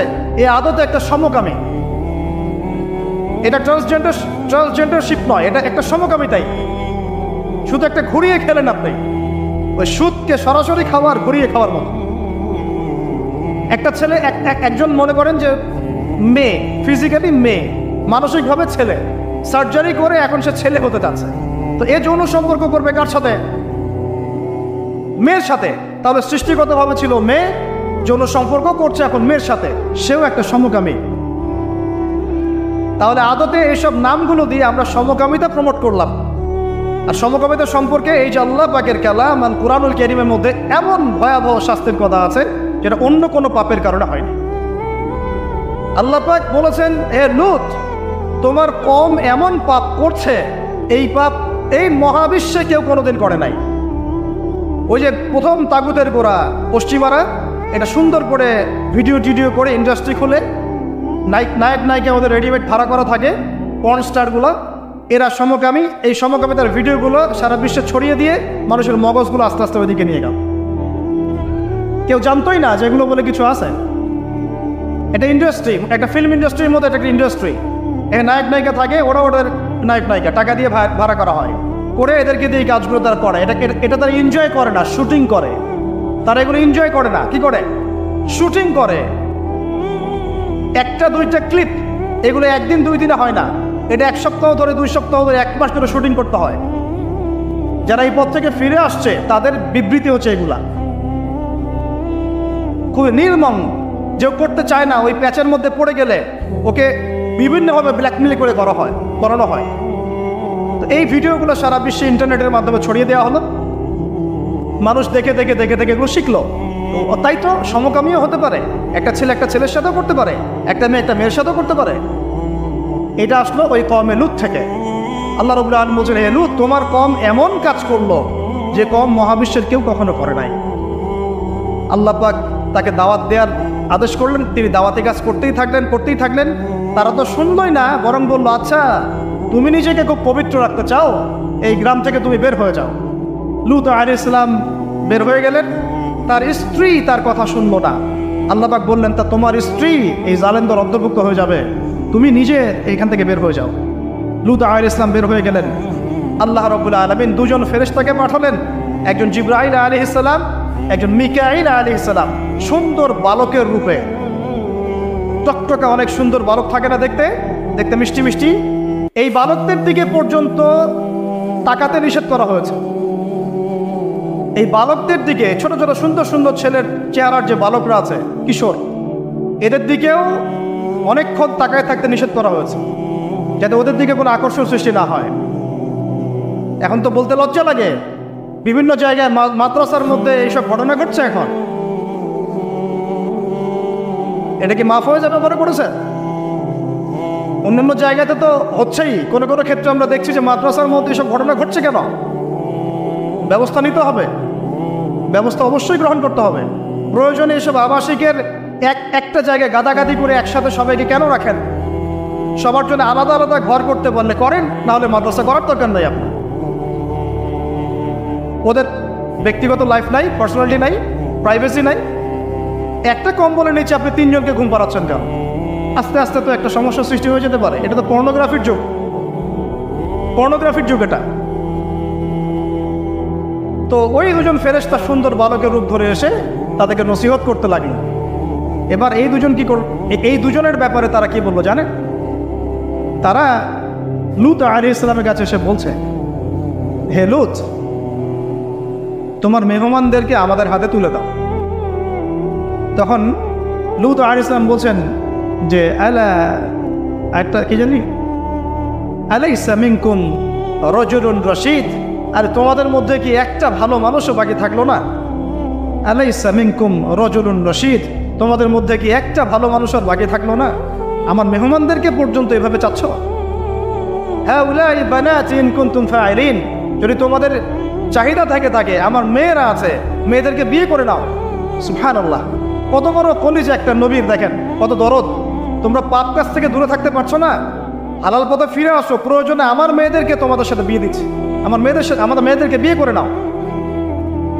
ও বলছে, তারা বলছে, না, তুমি তো জানোই ভালো করে, ইন্নাকা লা তা'লামু মা নুরিদ, তুমি তো খুব ভালো করেই জানো আমরা আসলে কি চাচ্ছি। আস্তাগফিরুল্লাহ। মানে তোমার মেয়েদের ব্যাপারে আমাদের কোনো আগ্রহ নাই, ওই ছেলে 2টার ব্যাপারে আমাদের আগ্রহ। ওই যে ভিতর থেকে পুরুষ, বাইরে থেকে মেয়ে, বাইরে থেকে পুরুষ, ভিতর থেকে মেয়ে। এই তো সাইকোলজিক্যাল ব্যাপারটা এরকম না? ছেলের প্রতি আগ্রহ, মেয়ের প্রতি কোনো আগ্রহ নাই, ছেলের প্রতি আগ্রহ। এখন আল্লাহ রাব্বুল আলামিন বললেন যে, সকালের জন্য অপেক্ষা করো, সকালের জন্য অপেক্ষা করো, আলাইসা সুবহু বিকরিব, আর সকাল কি নিকটবর্তী নয়? আল্লাহ জিজ্ঞাসা করছেন। লূত আলাইহিস সালামকে বললেন যে, বের হয়ে যাও। এই যে 2 জন ফেরেশতা তাদের আসল আকৃতিতে আসলেন, 2 পাখা দিয়ে। এই জায়গাটা আপনারা চিনবেন, জর্ডানের পাশে ডেড সি, মৃত সাগর। ওই জায়গাটাকে এইভাবে আসমানে উঠিয়ে আসমান থেকে আল্লাহ পাথর বর্ষণ করে এগুলোকে রজম করলেন, থেতলা করলেন। রজম মানে কি? পাথর নিক্ষেপ করে থেতলা করে দেয়া, তারপরে এই জায়গাটাকে উল্টিয়ে দাফন করে দিলেন। এইটা হলো এই ডেড সি, মৃত সাগর। এই সাগরে কেউ ডুববে না, এই সাগরে যে যাবে ভেসে থাকবে। এখন আমরা কি এই শাস্তিটাকে ডেকে নিয়ে আসতে যাচ্ছি আল্লাহর কাছ থেকে? আমরা এই শাস্তিটাকে, ওয়াল্লাহি এই শাস্তিটাকে আমরা ডেকে নিয়ে আসতেছি বাংলার মাটিতে। এই শাস্তি তো পশ্চিমারা পড়বেই, এই শাস্তিতে পশ্চিমারা পড়বেই, কারণ এইটা ওরা প্রমোট করেছে, সারা বিশ্বে এটা ওরা প্রমোট করেছে। এই জন্যই হাদিসের সাথে মিলিয়ে নেবেন, কিয়ামতের আগে আগে তিনটা বড় বড় ভূমিকম্প হবে, একটা দুইটা না, তিনটা। তার মধ্যে একটা হবে পশ্চিমা বিশ্বে। আমি এখনই বলে দিলাম, এমন ভূমিধস হবে একটা পুরো বড় অংশের মাটিতে দেবে যাবে, ধসে যাবে চাল। এটা সামনে আসতেছে, কারণ তারা সমকামিতার পাপটাকে সারা বিশ্বে প্রমোট করেছে, কারণ তারা সুদের ভিত্তিতে সারা বিশ্বে আল্লাহ এবং তার রাসূলের সাথে যুদ্ধ করেছে, মায়ের সাথে জেনা করেছে। আল্লাহর সাথে যুদ্ধ করে যেমন পার পাওয়া যাবে না, রাসূলের সাথে যুদ্ধ করে পার পাওয়া যাবে না। এই যে সমকামিতা প্রমোট করে, পর্নোগ্রাফি প্রমোট করে, মাদকদ্রব্য ছড়িয়ে দিয়ে সারা বিশ্বের মাজলুম মুসলমানদেরকে হত্যা করে কোনোদিন পার পাওয়া যাবে না। আল্লাহ পাক সবর করছেন, দেখছেন, কিন্তু আল্লাহ পাক ছেড়ে দিবেন না, ইনশাআল্লাহ ছেড়ে দিবেন না। এই ভূমিকম্পটা আসতেছে সামনে। আর দুইটা কোথায় কোথায়? আর একটা পূর্ব দিকে। এখন কোন দিক? পৃথিবীর সেন্টার থেকে আপনারা হিসাব করে দেখে নেন। আর একটা বাকি থাকবে, ওইটা হচ্ছে মাঝখানে, এই যে জাজিরাতুল আরবের মতো। তো প্রিয় ভাইরা, অনেক ভিতরে চলে গেলাম। আল্লাহ পাক আমাদেরকে এই ধরনের যাবতীয় ফিতনা ফাসাদ থেকে হেফাজত করুন না। এই জেনারেশনকে সতর্ক করার জন্য কথাগুলো বললাম। আল্লাহর ওয়াস্তে জেনার দিকে যায় না, সমকামিতার বিষ দাঁত উপরে ফেলবেন। যদি এরকম কাউকে মনে হয়, ওকে চিকিৎসা করাবেন। ওর চিকিৎসার দরকার, মানসিক চিকিৎসার দরকার। নিশ্চয়ই ওর ভিতরে কোনো না কোনো মানসিক রোগ আছে। আর এই ধরনের ডিভাইস অ্যাডিকশন থেকে আপনারা দূরে থাকবেন। ভালো কাজে সময় ব্যয় করবেন, ভালো মানুষদের সাথে থাকবেন, নিজেকে ব্যস্ত রাখবেন। অলওয়েজ নিজেকে ব্যস্ত রাখবেন দিনই কাজে, যেন একটা ঘন্টা আপনার অপচয় না হয়। 1 ঘন্টা সময় পেয়েছেন, আপনি বই নিয়ে পড়তে বসে যান। অনলাইনে যদি যেতে হয়, ভালো কিছু সার্চ করেন, ভালো রিসার্চ করেন, টাইমটা কাজে লাগান। অলস বসে থাকবেন, দুনিয়ার শয়তানি মাথায় চাপ। এটা আমাদের জেনারেশনকে শেষ করে ফেলছে। প্রিয় ভাইরা, জাহেলিয়াত থেকে এতদূর পর্যন্ত এসেছি, এখন আমি আস্তে আস্তে খালি শেষ করে দিব, জাস্ট পয়েন্টগুলো মিলিয়ে নেন। ওই শিরক এখনকার বিশ্বে আছে কি নাই বলেন? আমি একটা করে বলছিলাম যে আপনার এডুকেশন, আপনার ইকোনমি, আপনার পলিটিক্স, ওয়ার্ল্ড অ্যাফেয়ার্স এবং সংস্কৃতি, এই প্রত্যেকটা সেক্টরেই সেই শিরক এখনও বিরাজমান আছে। এবং কোনো ক্ষেত্রে ধর্মের মধ্যেও সেই শিরকটা বিরাজমান আছে। অনেক মুসলমান কবর পূজা করে, অনেকে মাজার পূজা করে, অনেকে দেখা যায় যে তাকদীরকে অস্বীকার করে। অনেক মুসলমান আছে আল্লাহর হালালকে হারাম করে নিচ্ছেন, হারামকে হালাল করে নিচ্ছেন। টিয়া পাখি দিয়ে ভাগ্য পরীক্ষা করেন। আন্টি পড়েছেন একটা, মনে করেন যে এটার মধ্য দিয়ে আমার রোগ ভালো হয়ে যাবে। এই একটা বালা পড়েছেন, ভয়ে খোলেন না। কেন? খুললে পরে যদি আমার কোনো অকল্যাণ হয়। এটা শিরক না এগুলা?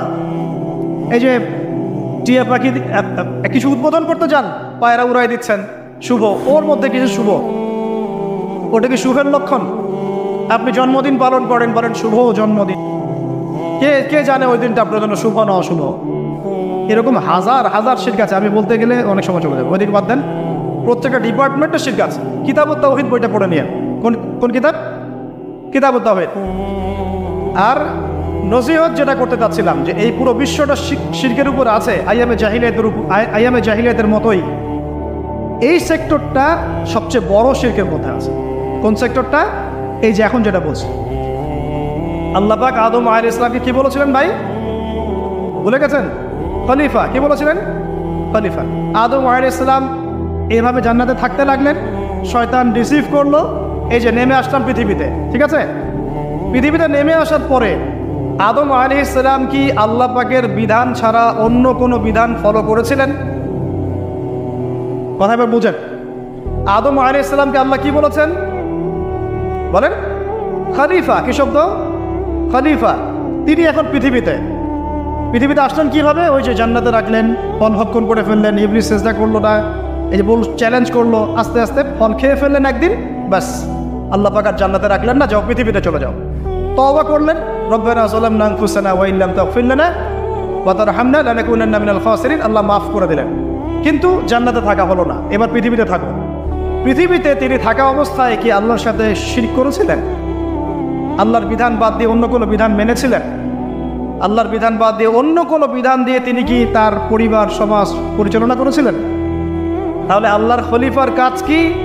আল্লাহর বিধান দিয়ে নিজেকে, নিজের পরিবারকে, নিজের সমাজকে, নিজের আওতাভুক্ত যারা তাদেরকে পরিচালিত করা।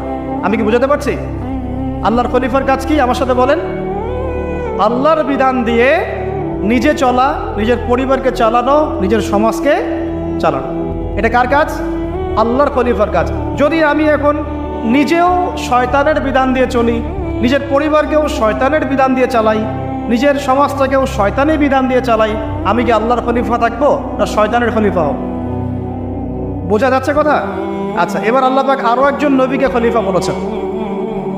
বলেন কোন নবীকে? হ্যাঁ বলেন। আরও একজন নবীকে আল্লাহ পাক খলিফা বলেছেন, তার নাম দাউদ আলাইহিস সালাম। কি নাম? ওই সুলাইমান আলাইহিস সালামের বাবা, সুলাইমান আলাইহিস সালামের বাবা। এই দাউদ আলাইহিস সালাম এই জেরুজালেম থেকে 40 বছর বিশ্ব শাসন করেছিলেন। কত বছর? কোন জায়গা থেকে? এই জেরুজালেম থেকেই। তার পরবর্তীতে তার সন্তান সুলাইমান আলাইহিস সালাম তিনিও 40 বছর বিশ্ব শাসন করেছেন এই জেরুজালেম থেকে।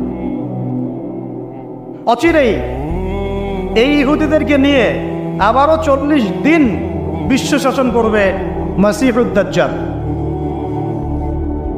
এটা লিখিত হয়ে গেছে এবং সে এত বেশি শক্তিপ্রাপ্ত হবে যেটা অতীতে কাউকে দেয়া হয়। মানে ওই সুলাইমান আলাইহিস সালামের সময়ে যেভাবে এই জিউসরা, বনু ইসরাইল এই পুরো বিশ্ব শাসন করেছিল, মাসিহুদ দাজ্জালকে নিয়ে ইহুদিরা বিশ্ব শাসন করবে। বনু ইসরাইল নয়, ইহুদিরা। বনু ইসরাইল ইহুদি এক নয়। বনু ইসরাইল ইহুদি এক নয়। বনু ইসরাইলরা তখন হকের উপর ছিল, ইহুদিরা হকের উপর নাই। কারণ তারা দুইটা চান্স মিস করেছে। এক, তারা তাদের সত্যিকারের মাসিহকে চিনতে ব্যর্থ হয়েছে এবং তাকে হত্যার চেষ্টা করেছিল। সত্যিকারের মাসিহের নাম ঈসা আলাইহিস সালাম। তাকে তারা জারদ সন্তান বলে গালি দিয়েছিল, নাউজুবিল্লাহ। তার মাকে ব্যভিচারিণী বলে গালি দিয়েছিল, নাউজুবিল্লাহ। তাকে হত্যার চেষ্টা করেছিল, নাউজুবিল্লাহ। আল্লাহ পাক তাকে উঠিয়ে নিয়েছেন, তিনি মারা যান নাই। ওয়ামা কাতালুহু ওয়ামা সালাবু, তারা তাকে হত্যাও করে নাই, ক্রুশবিদ্ধ করে নাই। বাল রাফাআহুল্লাহু ইলাইহি, বরং আল্লাহ পাক তাকে উঠিয়ে নিয়েছেন তার কাছে। ঠিক আছে? তারা আরও অনেক নবীকে হত্যা করেছে। সূরা ইয়াসিন পড়লে বুঝতে পারবেন। আরও জাকারিয়া আলাইহিস সালামকে তারা হত্যা করেছে, ইয়াহইয়া আলাইহিস সালামকে হত্যা করেছে। এমনকি আমাদের নবী মুহাম্মদ সাল্লাল্লাহু আলাইহি ওয়াসাল্লামকেও তারা একাধিকবার হত্যার চেষ্টা করেছে। ঠিক আছে? এই একটা চান্স চলে গেল, তারা বনু ইসরাইল থাকতে পারলো না। 2 নম্বর চান্স ছিল তাদের নবী মুহাম্মদ সাল্লাল্লাহু আলাইহি ওয়াসাল্লামের আনুগত্য করা। আল্লাহ পাক আল্লাহর নবীকে তাদের দরজা পর্যন্ত পৌঁছে দিলেন। তাদের কেবলায় 16 মাস নামাজ পড়লাম, পড়ি নাই? তারপরেও তারা হিংসার বশবর্তী হয়ে এবং চিরায়ত তাদের চরিত্রের বশবর্তী হয়ে তারা মুহাম্মদ সাল্লাল্লাহু আলাইহি ওয়াসাল্লামকে অস্বীকার করল। তাদের দুইটা চান্স বন্ধ হয়ে গেল। এরপর থেকে তারা অভিশপ্ত হলো, অভিশপ্ত। আল্লাহ পাক ওদেরকে এখন এমন একটা আযাব দিবেন, এই মাসিহুদ দাজ্জালকেই তারা সত্য মাসিহ মনে করে বসে আছে। এই মিথ্যা মাসিহকেই তারা সত্য মাসিহ মনে করে বসে আছে এবং সেই প্ল্যাটফর্ম তারা রেডি করছে। এবং এই মিথ্যা মাসিহ দাজ্জাল এদেরকে নিয়েই 40 দিন বিশ্ব শাসন করবে। যার প্রথম দিনটা হবে 1 বছরের সমান, সেকেন্ড ডে হবে 1 মাসের সমান, তৃতীয় দিনটা হবে 1 সপ্তাহের সমান, বাকি দিনগুলো হবে আমাদের দিনের মতোই। কিভাবে হবে আল্লাহু আ'লাম, আমরা জানি না। আল্লাহ পাক যা গোপন করেছেন আমরাও তা গোপন রাখি। তবে কিছু একটা তো হবে। এখন একটু ধৈর্য ধরেন, আমি শেষ করে দিচ্ছি। এখন ওই জেরুজালেম থেকেই আবার দাজ্জালকে হত্যা করে ওই ঈসা আলাইহিস সালাম আরও 40 বছর খেলাফত কায়েম করবে ইনশাআল্লাহ। কত বছর? 40 বছর। তার আগ পর্যন্ত কিয়ামত হবে না ইনশাআল্লাহ। যে পয়েন্ট থেকে ওইখানে গিয়েছি, দাউদ আলাইহিস সালাম আল্লাহ পাকের খলিফা ছিলেন। শুধু এতটুকু বোঝাচ্ছি আপনাদেরকে একজন খলিফার কাজ কি, এটা বলে আমরা কনক্লুশনে চলে যাব। ঠিক আছে? খলিফার কাজ আল্লাহ পাক বলেছেন সূরা সাদে। কোন সূরায়? আল্লাহ পাক বলছেন, ইয়া দাউদ, দরদ মাখা কণ্ঠে বলছেন, হে দাউদ শোনো, ইন্না জাআলনাকা খলিফাতান ফিল আরদ। আল্লাহর ওয়াস্তে যত পলিটিশিয়ান আছেন উপস্থিত এখানে, যে যেখানে দায়িত্বশীল আছেন, সবাই এই আয়াত দুটো মুখস্থ রাখবেন। মানেন না মানেন, মানতে পারেন না পারেন, এটা আপনার হিসেব, আপনার কবর, আপনার হাসর, আপনার জান্নাত, আপনার জাহান্নাম। আমাদের সাথে কোনো সম্পর্ক নাই, জাস্ট শুনে যান। খলিফার কাজ কি? আল্লাহ পাক বলেন, হে দাউদ, ইন্না জাআলনাকা খলিফাতান ফিল আরদ, আমি তোমাকে জমিনে আমার খলিফা করেছি। একটু আগে বলেছি তিনি জেরুজালেম থেকে বিশ্ব শাসন করেছেন, শুধু একটা অঞ্চল নয়। As a ruler, as a political leader, as a নবী, তিনি পুরো বিশ্ব শাসন করেছেন। কত বছর? 40 বছর। ইয়া দাউদ ইন্না জাআলনাকা খলিফাতান ফিল আরদ, হে দাউদ, আমি তোমাকে পৃথিবীতে আমার খলিফা করেছি। ফাহকুম বাইনান নাসি বিল হক, তুমি মানুষের মাঝে ন্যায় বিচার করো। কি করো? খলিফার কাজ কি? আবার বলেন, খলিফার কাজ কি? মানুষের মাঝে ন্যায় বিচার করো। ফাহকুম বাইনান নাসি বিল হক, হকের মানদণ্ডে তুমি মানুষের মাঝে বিচার ফয়সালা করো। আমাকে বলেন, আল কোরআনের চাইতে হক কিসের মধ্যে বেশি আছে? এই কত বড় কলিজা আপনার, বলেন। আল কোরআন এবং নবীর সুন্নতের বাইরে আর কোন উৎস আছে যেটাকে আমি হক বলতে পারি? ফাহকুম বাইনান নাসি বিল হক।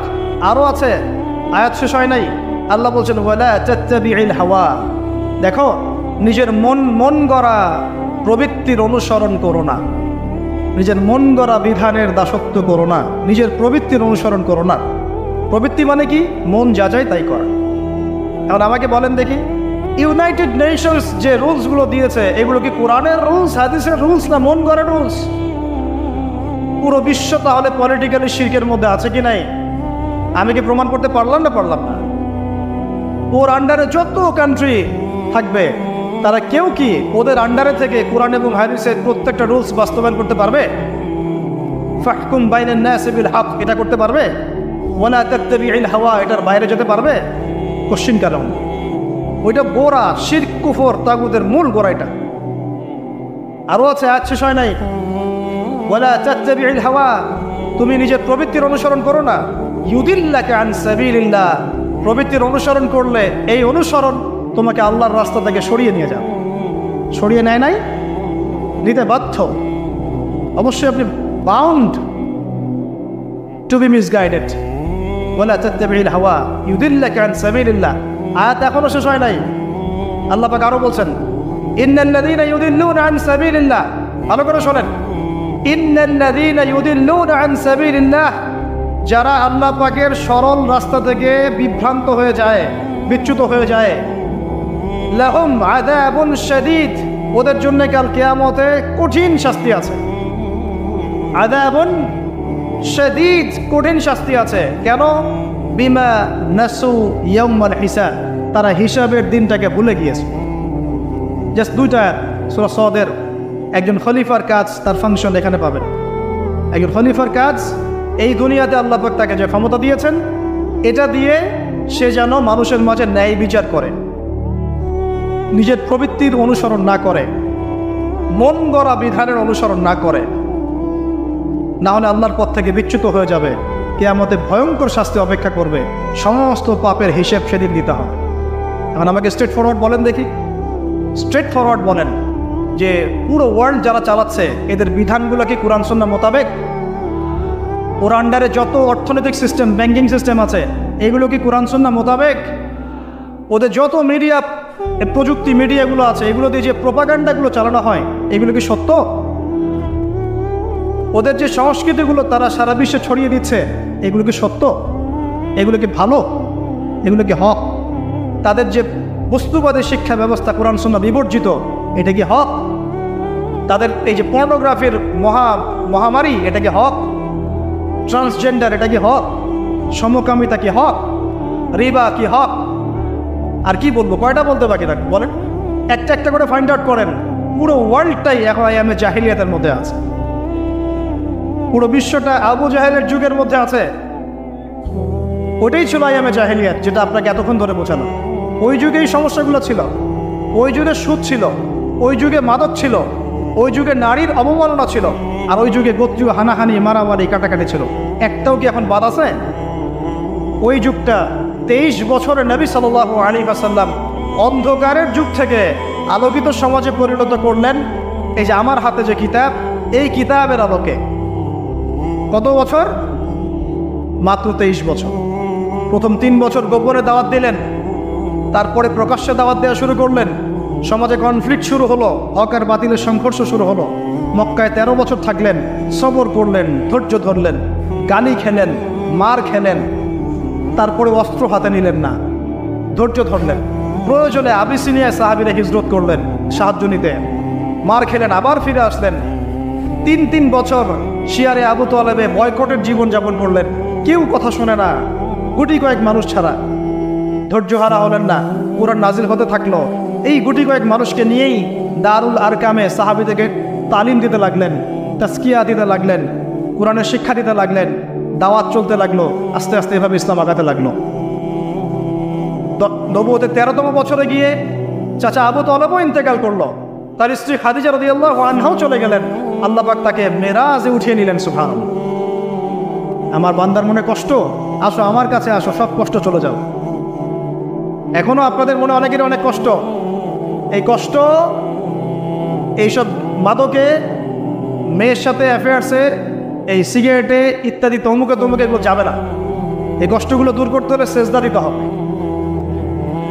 বান্দা আমার কষ্টে আসো, আমার কাছে আসো, মেরাজে আসো।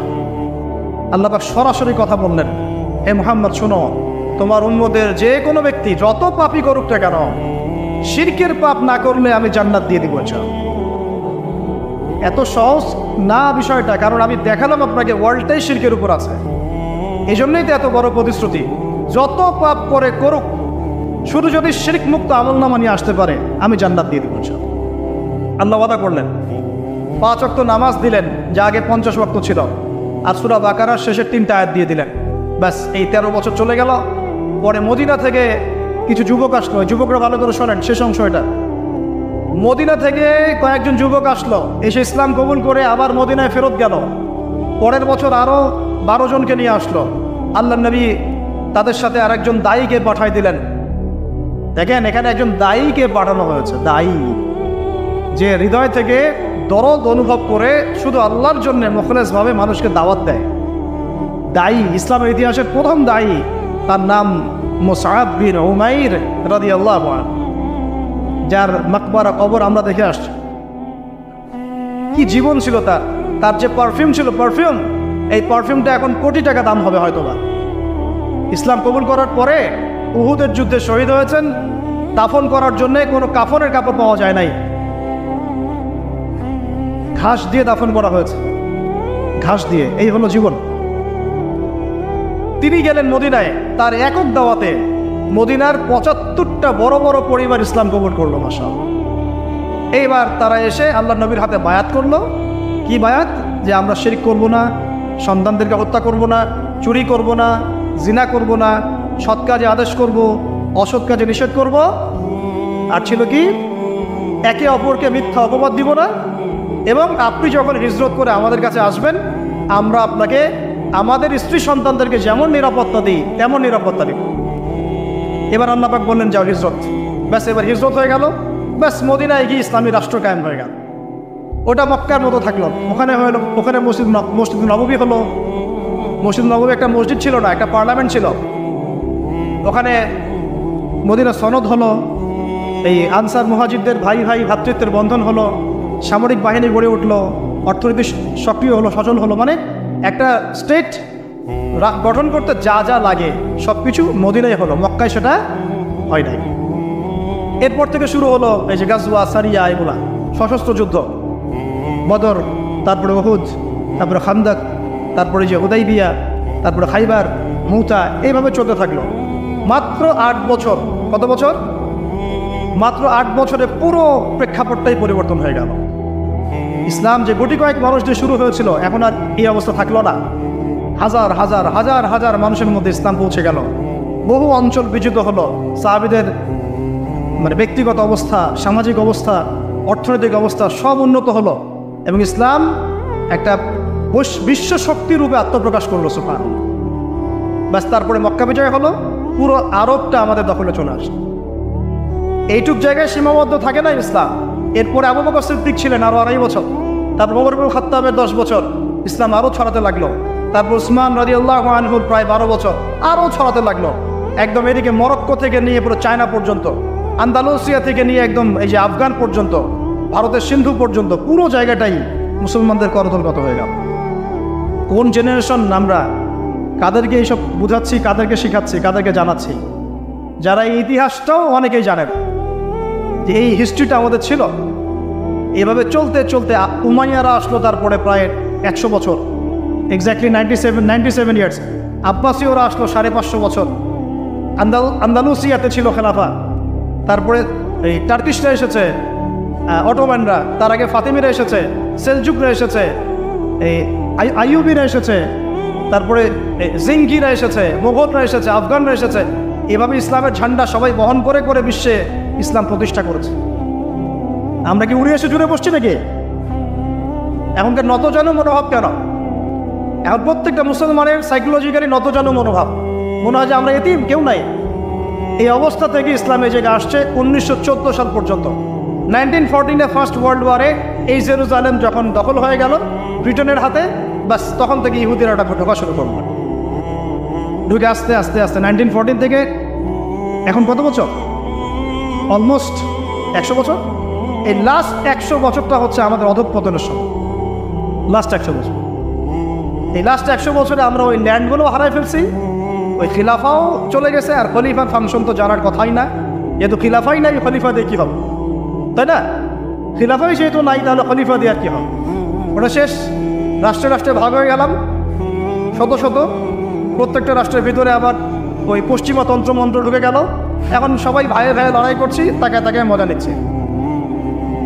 তারপর ধর্মের মধ্যে অনেক শিখ ঢুকে গেল, বেদাত ঢুকে গেল, ফেরকাবাজি ঢুকে গেল।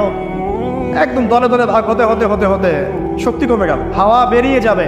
আল্লাহ সূরা আনফালে বলেছেন, ঐক্যবদ্ধ থাকো, না হলে তোমাদের হাওয়া বেরিয়ে যাবে। ওই হাওয়া এখন বেরিয়ে গেছে। বাস এখন পর্যন্ত এই